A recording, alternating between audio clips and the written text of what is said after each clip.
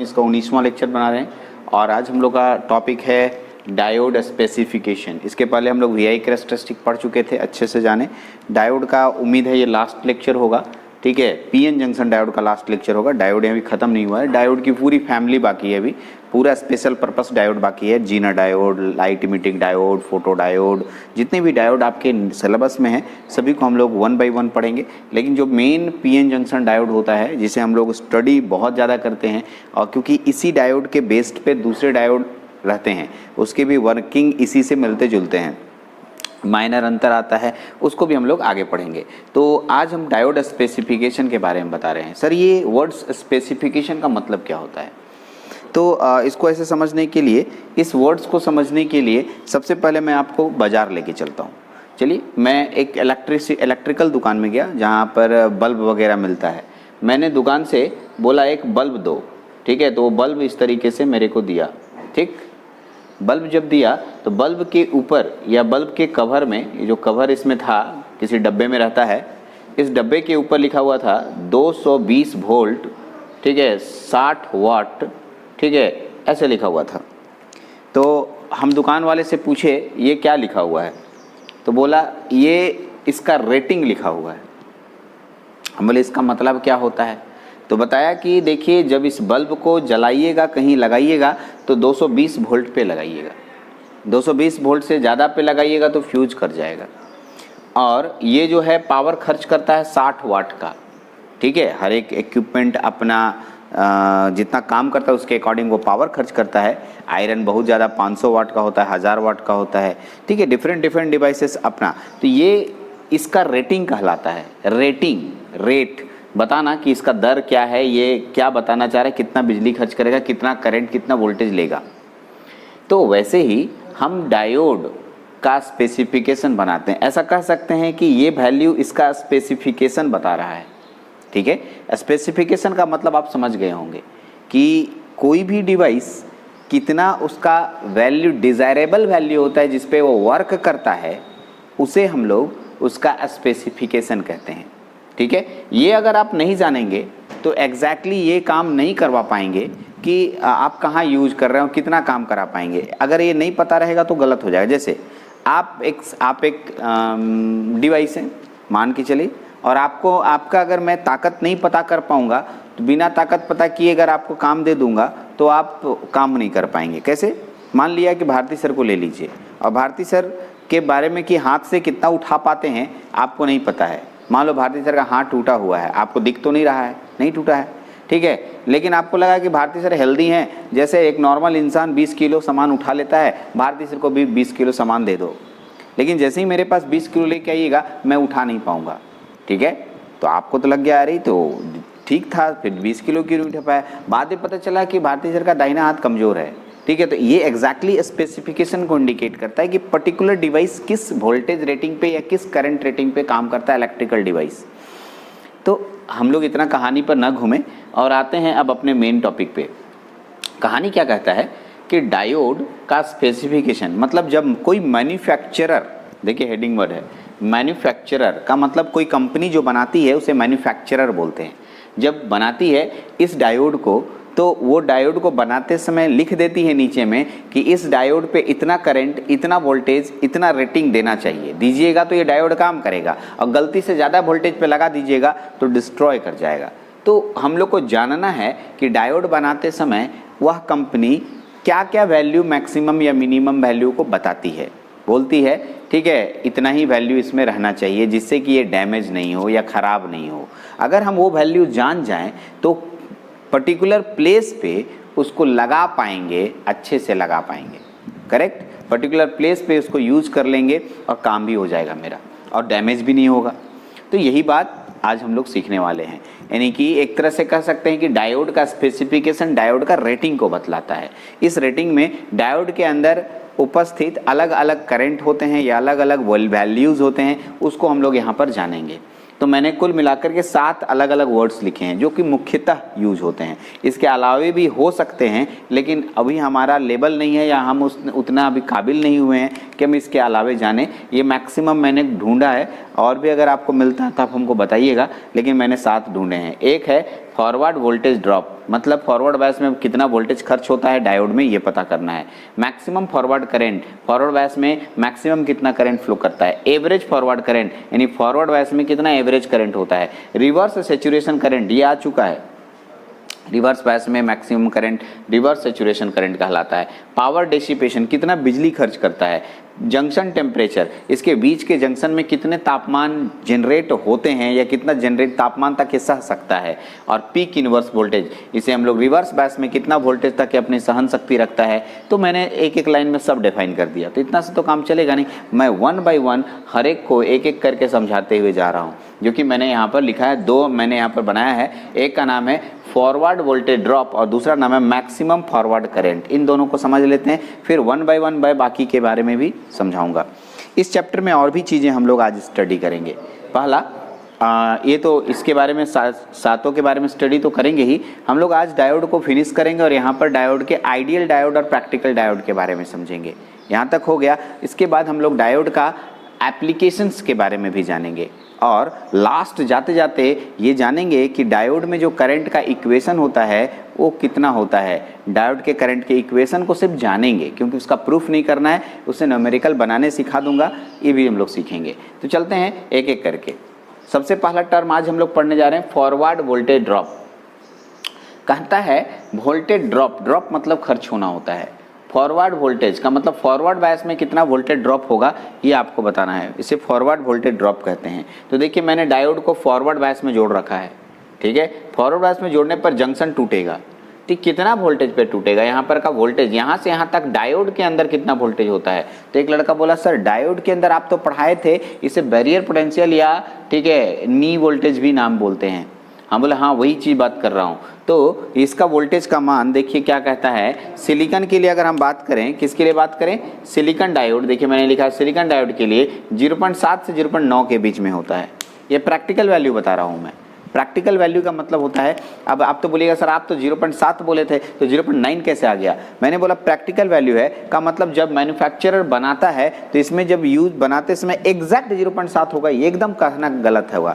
थोड़ा सा बढ़ सकता है, थोड़ा सा घट सकता है। आप कोई चीज़ काम करने जाते हैं, आप बोलेंगे 2 मीटर नापो, 2 मीटर नापने जाते हैं और कभी कभी 2 मीटर में 1 सेंटीमीटर कम हो जाता है, चाहे 1 सेंटीमीटर बढ़ जाता है, तो वो एरर कहलाता है। तो यही मैं बताना चाह रहा हूँ कि जब डायोड बनता है तो कंपनी एकदम 0.7 का दावा नहीं करती है, 0.7 लगभग होता है। तो वो देखती है कि कंपोनेंट कैसा है, सेमीकंडक्टर में इंप्योरिटीज कितना मिलाए हैं, इन सभी बातों पर निर्भर करता है, और उसकी वजह से 0.7 से 0.9 के बीच में इसका मान वेरी करते रहता है।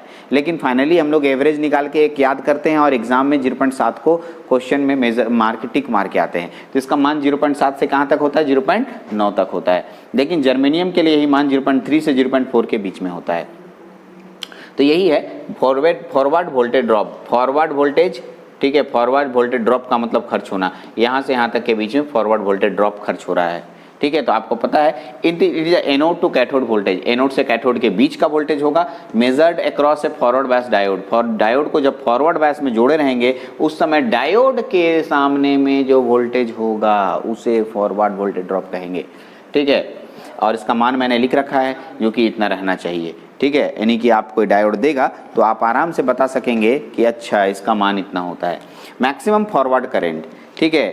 अब देखिए फॉरवर्ड बायस में इसमें जंक्शन टूट चुका है, जंक्शन टूटने के बाद जो करंट फ्लो करेगा इसे मैक्सिमम फॉरवर्ड करंट कहेंगे। और इसका नोटेशन कैसे होता है, IF। इसे VF से डिनोट करते हैं, इसको डिनोट किससे करते हैं, IF से डिनोट करते हैं, IF, जो कि मैंने मेंशन भी किया देखिए यहाँ से यहाँ तक, क्योंकि इसके अंदर करंट फ्लो करेगा। और फॉरवर्ड बायस में फिर से सुनिए, जब डायोड को फॉरवर्ड बायस में जोड़िएगा और उस समय जितना अधिकतम करंट फ्लो कर सकता है, ओके, उस करंट को हम लोग क्या बोलेंगे, मैक्सिमम फॉरवर्ड करंट, ठीक है। तो ये दोनों आप समझ चुके हैं, एक ही फोटो में दोनों का काम हो गया, ठीक है। आप दोनों दिखा सकते हैं एक ही फोटो में, या इसका है तो यही बनाइए, इसका है तो ये मत बनाइए, ये दिखाइए। तो आप दोनों में से एक एक करके मैंने एक ही फोटो में दोनों को बता दिया, ठीक है। मैं तीसरा बताऊंगा एवरेज फॉरवर्ड करंट और रिवर्स सैचुरेशन करंट, फिर मैं आगे बढ़ूंगा पावर डिसिपेशन।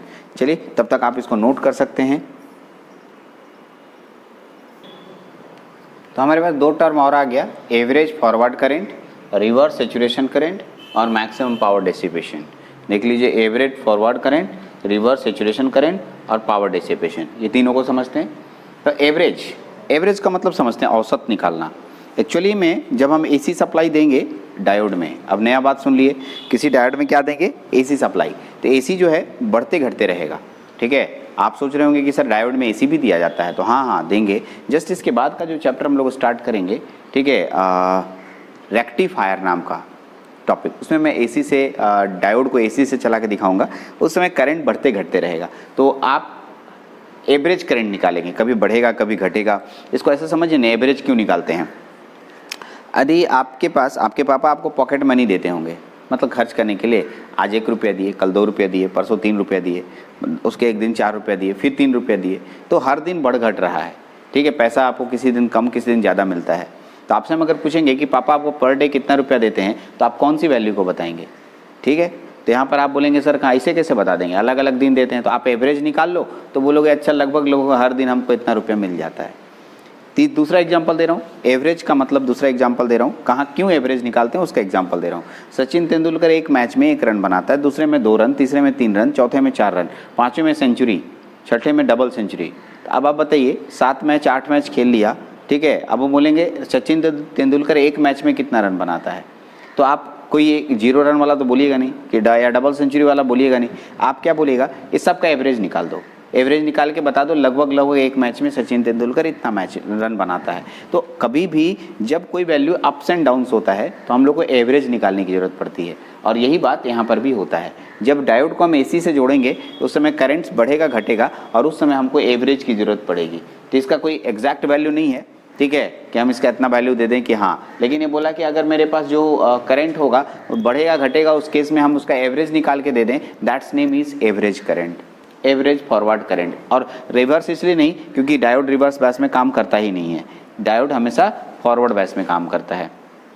आते हैं रिवर्स सैचुरेशन करंट, ये एक बार हो चुका है, ठीक है, एक बार आ चुका है, डिफाइन भी कर चुके हैं, मैं सिर्फ पढ़ रहा हूँ।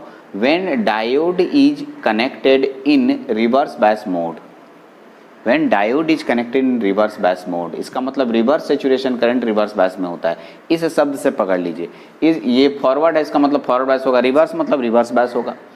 ए thermally generated minority charge carrier, important point क्या लिखा मैंने, माइनॉरिटी चार्ज कैरियर, ठीक है। Flow current in PN junction diode is called reverse saturation current, यानी कि reverse saturation current minority charge carrier के कारण होता है। Okay, it is denoted by I naught and its value is nano ampere for silicon.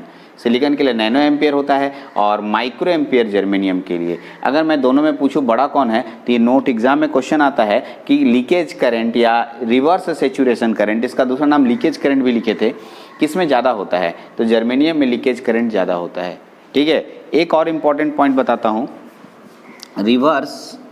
Reverse saturation current, reverse saturation current is independent of supply voltage या applied voltage।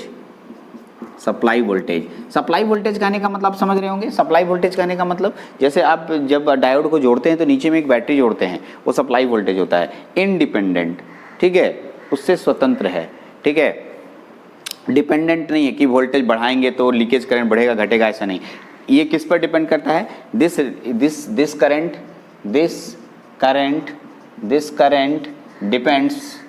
Depends on temperature.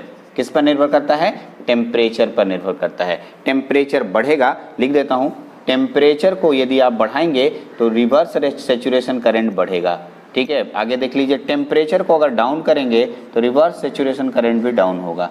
तो इस तरीके से दोनों points को अच्छे से ध्यान रखिएगा, ये बहुत इंपॉर्टेंट पॉइंट है और ये भी बहुत इंपॉर्टेंट पॉइंट है, ठीक है। तो टेम्परेचर पर रिवर्स सैचुरेशन करंट दिखाई देता है या उससे निकलता है। अतः मैक्सिमम पावर डिसिपेशन, पावर खर्च कितना होगा, पावर कभी भी निकालेंगे तो पावर का एक फॉर्मूला याद कर लीजिएगा।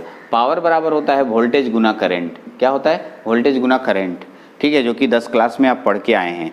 P बराबर वी स्क्वायर आर भी होता है, आई स्क्वायर आर भी होता है, वी स्क्वायर बाई आर होता है और P इंटू वी इंटू आई भी होता है।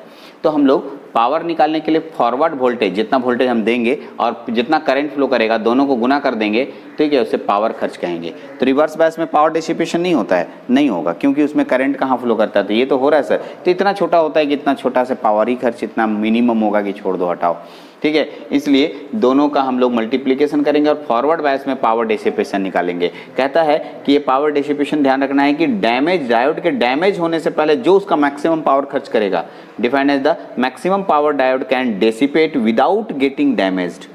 डायोड के डैमेज होने से पहले जितना पावर खर्च होता है उसे हम लोग मैक्सिमम पावर डिसिपेशन कहते हैं। ये हम लोग क्या पढ़ रहे हैं, फिर से याद दिलाता हूँ, ये हम लोग स्पेसिफिकेशन पढ़ रहे हैं। इससे हम लोग के डायोड की स्थिति पता चलती है कि डायोड कितना अच्छा है, कितना बुरा है, खराब किस्म का डायोड है, अच्छे किस्म का डायोड है। ये डायोड का रेटिंग बता रहा है हमें और उस रेटिंग के आधार पर हम उस पर्टिकुलर सर्किट में उसका प्रयोग कर पाएंगे। चलते हैं, 2 और बच गया है, उसको भी पढ़ लेते हैं, जंक्शन टेम्परेचर और पीक इनवर्स वोल्टेज। तो मेरे पास 2 और आ चुका है, एक का नाम है जंक्शन टेम्परेचर और एक का नाम है पीक इनवर्स वोल्टेज। ये पीक इनवर्स वोल्टेज इंपॉर्टेंट है, मैं ऐसे एक टिक कर दे रहा हूँ, जो एग्जाम में बहुत ज़्यादा पूछा जाता है। फॉरवर्ड वोल्टेज ड्रॉप को पूछा जाता है, रिवर्स सैचुरेशन करंट को पूछा जाता है और पीक इनवर्स वोल्टेज को पूछा जाता है। ये ज़्यादातर पूछते हैं लोग कि हाँ इसके बारे में बताओ। बाकी ये पढ़ने के लिए है, बट हम लोग को ज़्यादातर लोग नहीं पूछते हैं। तो जंक्शन टेम्परेचर क्या है? जब कोई डायोड काम कर रहा होता है या फॉरवर्ड या रिवर्स बायस में, उसके जंक्शन के पास कुछ टेम्परेचर डेवलप होते हैं, ठीक है, और ज़्यादा करंट फ्लो कराइएगा, ज़्यादा टेम्परेचर, ठीक है। उस समय का टेम्परेचर जब डायोड डैमेज होने की स्थिति आ जाता है, डैमेज नहीं करना, डैमेज होने से पहले मैक्सिमम टेम्परेचर जो डायोड के जंक्शन में होगा, ठीक है, फिर से बोल रहा हूँ, ठीक है, डायोड काम कर रहा होगा, काम करने से टेम्परेचर डेवलप करेगा, तो जंक्शन के पास जितना टेम्परेचर डेवलप होगा जंक्शन के टूटने से पहले, जंक्शन के बर्बाद होने से पहले, देखिए क्या डैमेजिंग, यानी डायोड के डैमेज होने से पहले, गेटिंग डैमेज्ड, डायोड के डैमेज का मतलब डिस्ट्रॉय होने से पहले जंक्शन के पास जितना टेम्परेचर होगा उसे हम लोग जंक्शन टेम्परेचर बोलेंगे, ठीक है। कोई वैल्यू नहीं है इसका, अलग अलग डायोड के लिए अलग अलग वैल्यूज़ होता है, इसलिए एग्जैक्ट वैल्यू हम लोग अलग अलग डायोड का मतलब कंपनी जो बनाती है उसके लिए अलग अलग सब अपना अपना टेम्परेचर बात है। कोई ज़्यादा कूल रहता है, कोई ज़्यादा थोड़ा कम कूल रहता है, पैसा ज़्यादा जैसा मिलता है उसके आधार पर चेंजिंग है। ओके, पीक इनवर्स वोल्टेज ये मेन है, इसको समझना है। देखिए जब डायोड को मैं रिवर्स बायस में जोड़ता हूँ, ये डायोड है मेरे पास और डायोड को मैंने जोड़ दिया यहाँ पर इसमें, ठीक है। अभी रिवर्स बायस में जोड़ने का मतलब इधर पॉजिटिव इधर नेगेटिव, रिवर्स बायस में जोड़ा। Important point, peak inverse voltage हमेशा रिवर्स बायस में। जब मैंने जोड़ा तो मैक्सिमम वोल्टेज कितना जोड़ेंगे, ठीक से सुनिएगा, मैक्सिमम वोल्टेज हम देंगे, कितना दें कि डायोड तब तक काम करे, अधिकतम कितना देंगे, अधिकतम वोल्टेज, मैक्सिमम वोल्टेज कितना देंगे। जैसे मान लिया मैंने 4 दिया, 5 दिया, 6 दिया, 7 दिया, डायोड काम कर रहा है, 8 दिया, 9 दिया, 10 दिया, काम कर रहा है, 11 वोल्ट जैसे हम देते हैं ये डैमेज हो जाता है। इसका मतलब 11 देने पर डैमेज होता है नहीं, 11 से ठीक पहले तक ये काम करेगा, सही बात है। 11 से ठीक पहले तक, एग्जाम्पल ले रहा हूँ, 11 से ठीक पहले तक ये काम करेगा, करेक्ट। इसका मतलब 11 से ठीक पहले कौन होता है, 10 होता है, यानी इसका PIV रेटिंग 10 वोल्ट हुआ, ठीक है। तो रिवर्स बायस में डायोड का मैक्सिमम वोल्टेज जब तक वह अपना डायोड विथ स्टैंड करता है, डायोड रहता है, डायोड एग्जिस्ट करता है, डायोड डैमेज नहीं होता है, इसे हम लोग, ठीक है, पीक इनवर्स वोल्टेज बोलते हैं। और इसी से हम लोग ये रेटिंग जो है बहुत इंपॉर्टेंट चीज़ होता है PIV, इससे पता करते हैं कि डायोड कितना हेल्दी है, डायोड कितना अच्छा है PIV रेटिंग से, ठीक है। तो PIV रेटिंग बहुत इंपॉर्टेंट होता है कि चलो PIV रेटिंग किसी का ज़्यादा है, इसका मतलब डायोड ज़्यादा टेम्परेचर पे काम कर सकेगा, ठीक है, फिर से बोल रहा हूँ, अगर पीआईवी रेटिंग ज़्यादा है इसका मतलब ज़्यादा टेम्परेचर, ज़्यादा वोल्टेज पे वर्क करने की कैपेसिटी है, इसलिए पीआईवी रेटिंग बहुत इंपॉर्टेंट होता है। ठीक है, आगे चल के इसका पीआईवी रेटिंग और भी बहुत जगह मिलेगा, पीआईवी एक जगह ख़त्म नहीं होने वाला। अभी तो हम लोग डायोड पढ़ रहे हैं, ठीक है, डायोड के बाद बहुत बार हम लोग को मिलने वाला है पीआईवी, पीक इनवर्स वोल्टेज। तो फिर से एक बार peak inverse voltage, reverse bias में डायोड के पास मैक्सिमम वोल्टेज जब तक कि वो डैमेज नहीं कर जाता है, उस वोल्टेज को पीक इनवर्स वोल्टेज कहते हैं। पीक माने सबसे ज़्यादा, इनवर्स माने reverse bias voltage. Reverse bias में अधिकतम वोल्टेज, जिससे कि डायोड डैमेज होने की स्थिति आ जाती है, लेकिन डैमेज नहीं होने देना है, डैमेज होने नहीं देना है। अधिकतम वोल्टेज जो होगा उसे हम लोग पीक इनवर्स वोल्टेज कहते हैं। तो हम लोगों ने एक एक करके सभी स्पेसिफिकेशन को देखा, ये डायोड का स्पेसिफिकेशन है। अब मैं आपको 2-3 बातें और बताऊँगा इसमें, डायोड का एप्लीकेशन बताऊँगा, डायोड, आइडियल डायोड और प्रैक्टिकल डायोड के बारे में बताऊंगा, और लास्ट मेरा जो टॉपिक होगा वो डायोड करंट होगा, उसके बारे में बताऊंगा। चलते हैं, तब तक आप इसको नोट कीजिए। तो आगे बढ़ते हैं हम लोग। अब हम लोग पढ़ने जा रहे हैं ideal diode versus real diode. अच्छे से समझिए आइडियल डायोड क्या होता है और रियल डायोड क्या होता है, और एप्लीकेशन डायोड का क्या होता है, इस पे बात करेंगे हम लोग। आइडियल डायोड, आइडियल, आदर्श, और रियल डायोड मतलब जो हम लोग देखते हैं।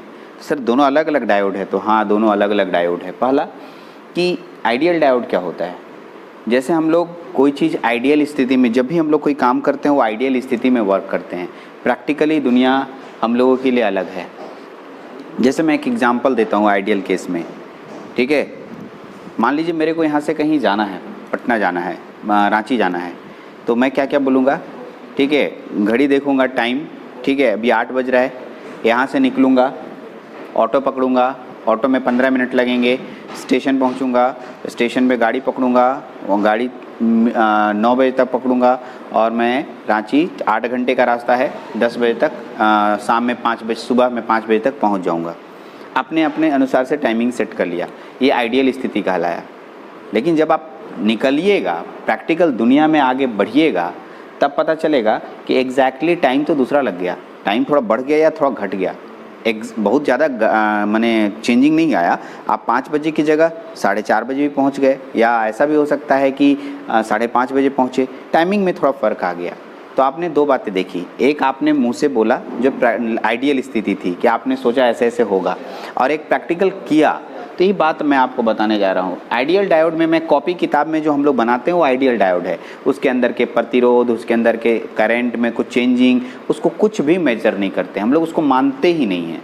और रियल डायोड में क्या होता है, वो अंदर के रेसिस्टेंस को यूज़ किया जाता है, यानी कि उसको भी ले के चलना पड़ता है, उसको छोड़ नहीं सकते हैं। तो यही आइडियल और रियल डायोड, दोनों में कोई अंतर नहीं है।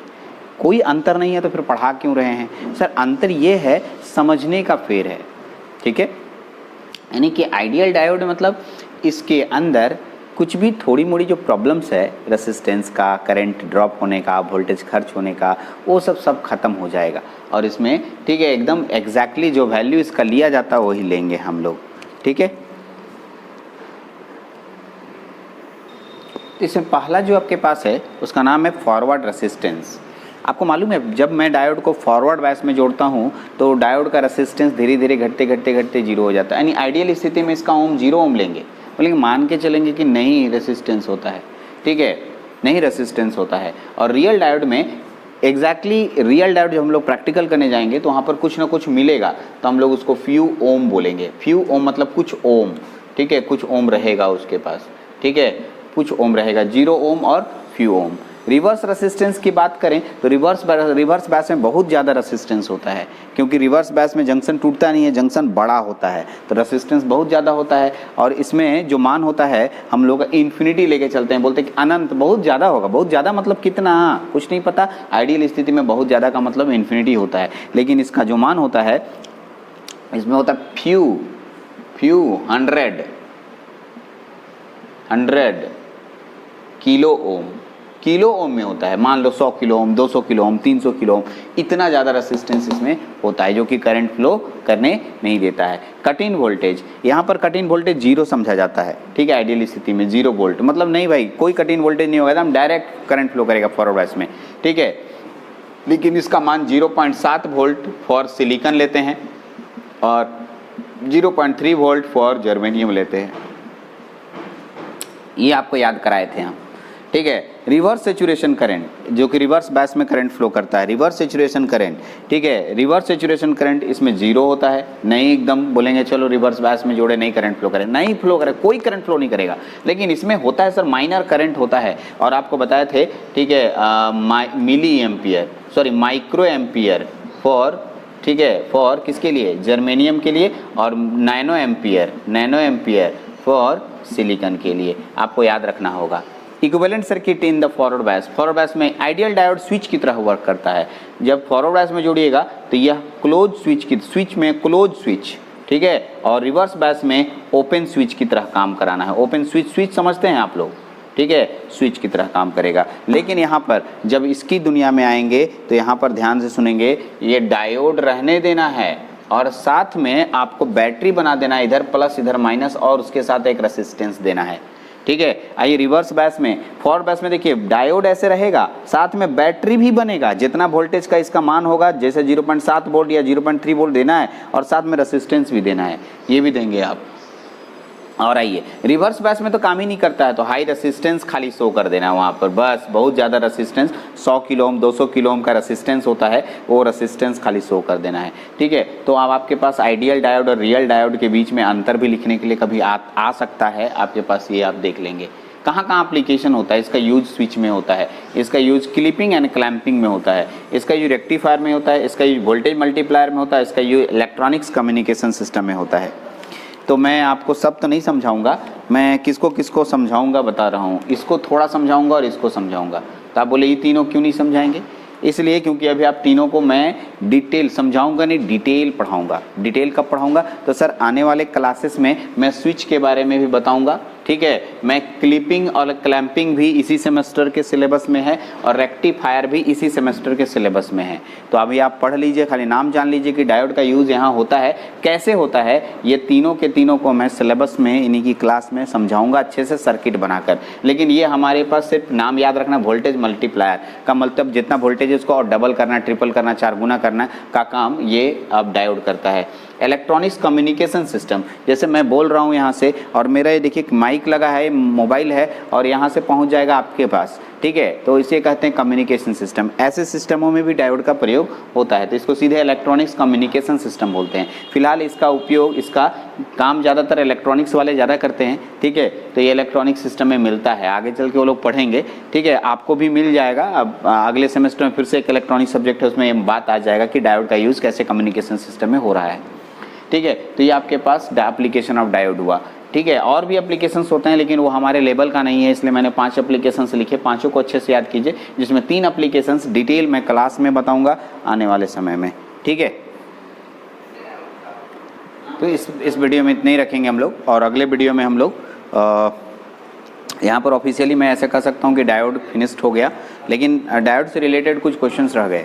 तो ऐसा नहीं कि डायोड ख़त्म कर दिया मैंने, डायोड से रिलेटेड कुछ क्वेश्चंस का मतलब डाउट क्वेश्चंस हो सकते हैं आपके, कुछ न्यूमेरिकल्स हो सकते हैं, इसके न्यूमेरिकल भी आते हैं, ठीक है। अभी न्यूमेरिकल शुरू करूँगा तो वीडियो फिर 20 मिनट का हो जाएगा, इसलिए मैं एक और वीडियो बनाऊँगा। लेकिन अगला जो चैप्टर हमारा स्टार्ट होगा वो मैं पहले बता देता हूँ, इसलिए मैं जो अगला चैप्टर स्टार्ट करने जा रहा हूँ उसका नाम है ट्रांजिस्टर, ठीक है। कौन सा टॉपिक, ट्रांजिस्टर। इस टॉपिक का पूरा नाम होता है BJT, bipolar junction transistor. Topic का नाम है बाईपोलर जंक्शन ट्रांजिस्टर।